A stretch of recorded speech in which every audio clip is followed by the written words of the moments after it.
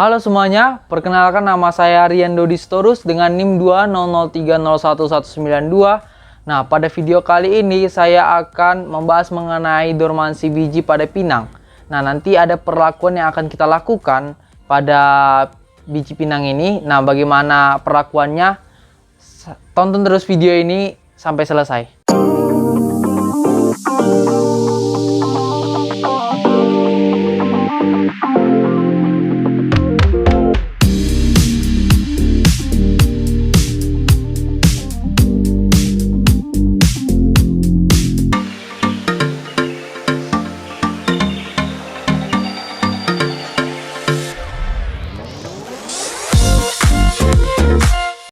Oke, nah pertama-tama kita akan ambil dulu ya pinang, yang biji pinang ini yang warnanya orange atau yang udah matang lah, kira-kira udah masak ya. Baru kita akan kupas sampai seperti ini, segini ya. Nanti saya akan kasih fotonya. Nah, setelah itu kita akan melakukan pada 3 perlakuan. Yang pertama kita akan kikir dia, yang pertama ini tanpa dikikir. Oke. Yang pada perlakuan pertama tanpa dikikir, yang kedua kita kikir sampai 90 derajat, yang ketiga kita kikir sampai 180 derajat. Nah, untuk cara pengikirannya oke, kita akan kikir dulu dia yang ini, yang 180 derajat. Ya, kira-kira seperti ini ya, 180 derajat ya. Nah, untuk selanjutnya kita akan lakukan perlakuan pada 90 derajat. Saya milihnya lebih di sini ya, di samping.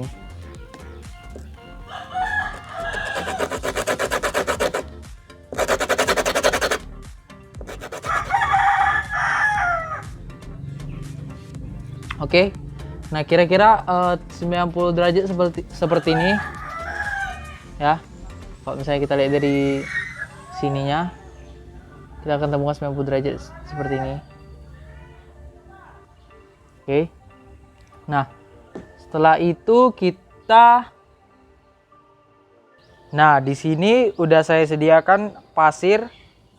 Oke, sebagai media tanamnya. Pasir.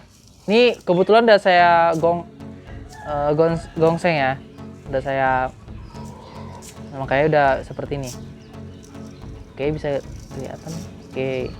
Nah, baru kita akan masukkan ke polybag. Polybagnya nggak perlu besar-besar juga, biar kurang dari 5 kilo juga bisa.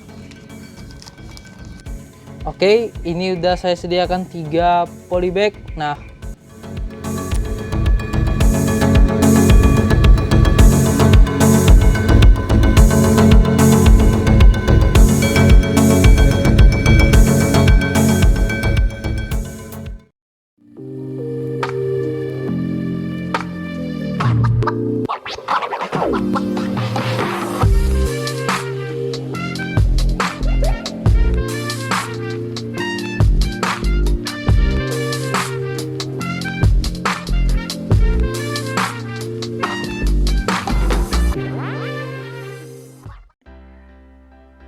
oke, nah di sini kita akan bahas mengenai dormansi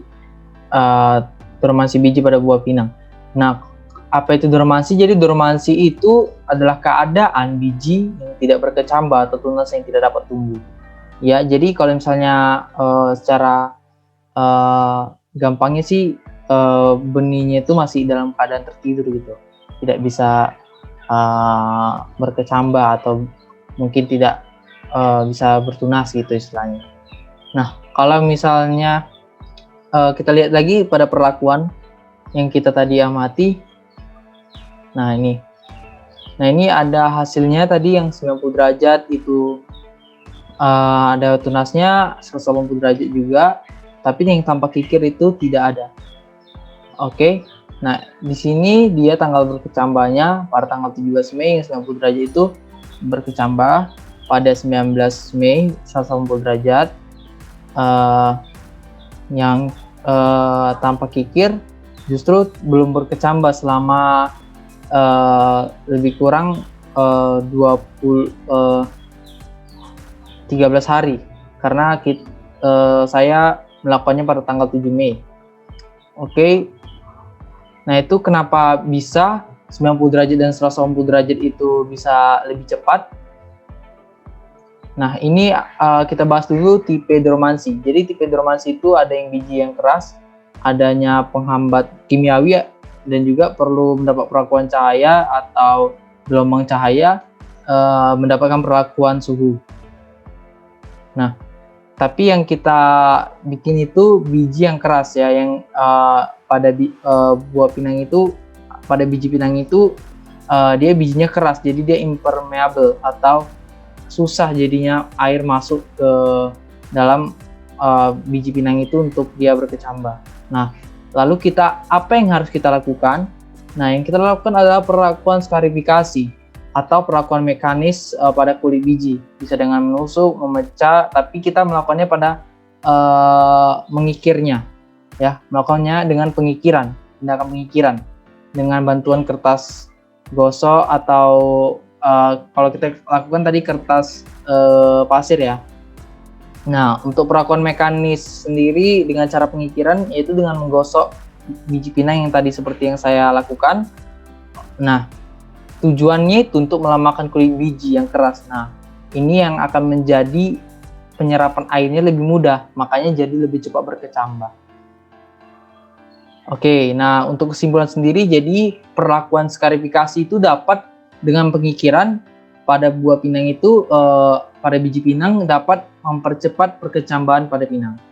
Nah, jadi perkecambahan juga dapat dipengaruhi oleh biji yang mengalami kerusakan atau gangguan sehingga menurunkan daya kecambah. Seperti tadi 180 derajat, mungkin saja bijinya itu mungkin ada mengalami kelainan sehingga dia menurunkan daya kecambah, jadi agak lebih lama daripada yang 90 derajat.